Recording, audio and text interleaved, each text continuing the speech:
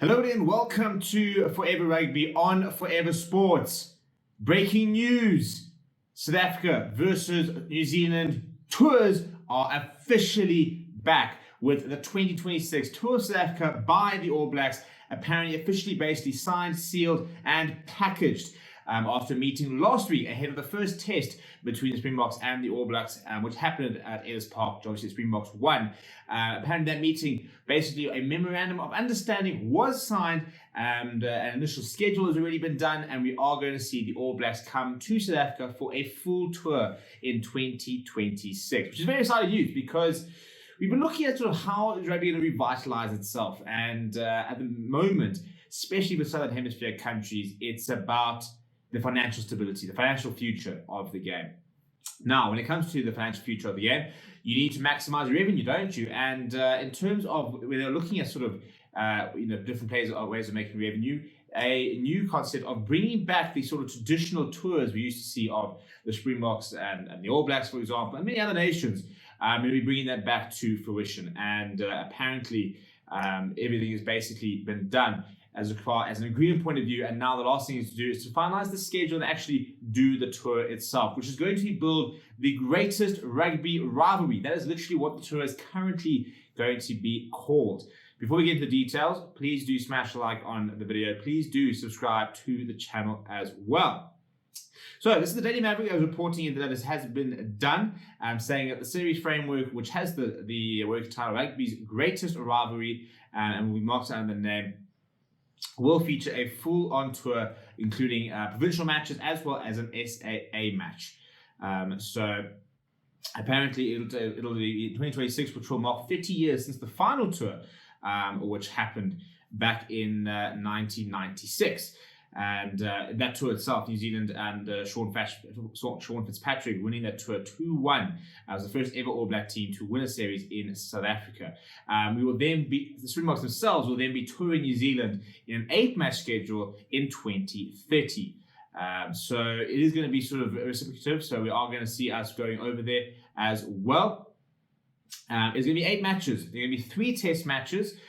4 contests against the URC teams, and then 1 SAA match, and will be all against the All Blacks. So it's not going to be against like the Maori All Blacks, for example. The All Blacks are a travelling team, just like the British and Irish Lions when they travel. Similarly, when the Springboks go over, it will be sort of the Springboks versus the Hurricanes, the Crusaders, the Maori All Blacks, I'd imagine, when we go over there in 2030. And whilst they won't be official test matches, much like the British and Irish Lions touring matches are, he will still be playing under the Springbok or the All Blacks banner, basically. So it's be interesting. It's the first time we're going to see games, from the All Blacks and sort of the Springboks being played where there aren't necessarily test matches, when they're not SAA sides. So Rian Oberholzer, the CEO of SA Rugby, said as following on the weekend, saying, "I just spent 2 days with the New Zealand leadership in what we are calling the greatest rugby rivalry." He said, "It's a working title, although some people might say it's arrogant to say that. We have signed a memorandum of understanding and we are in the planning phases now. We have a draft schedule that must still be agreed. We met with the commercial brokers on setting the commercial property, the sponsorship matrix, and we will go to the market in due course. We believe we have to be in the broadcast market soon. It is a collaboration of 2 unions that have agreed to work together off the field. We believe we have to be closer, and we have never been closer.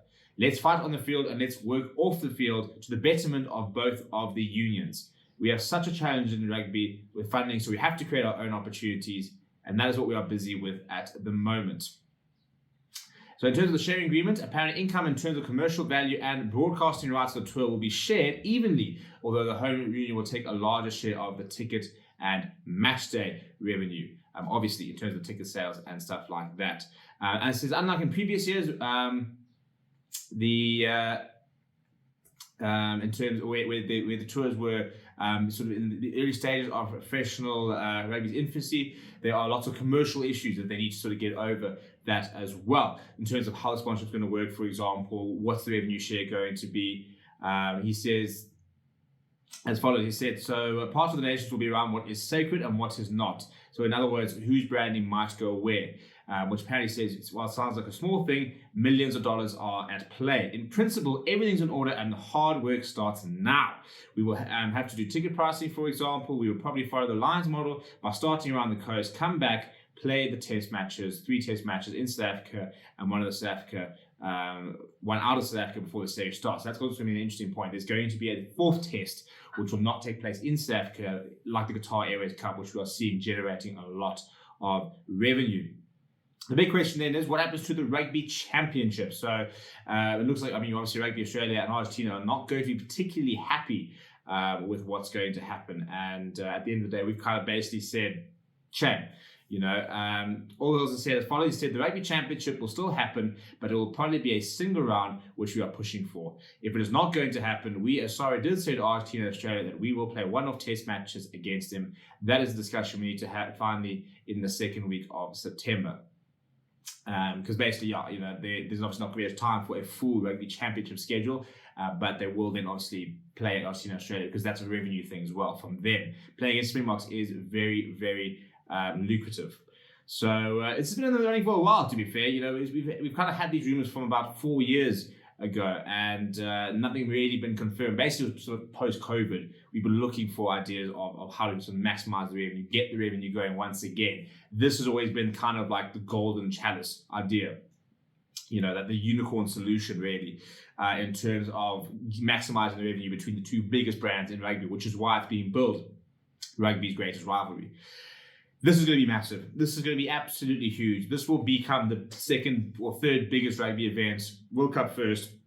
British Irish Lions historically will always be 2nd, and then I think this SA versus New Zealand tour will probably become the 3rd biggest thing in rugby.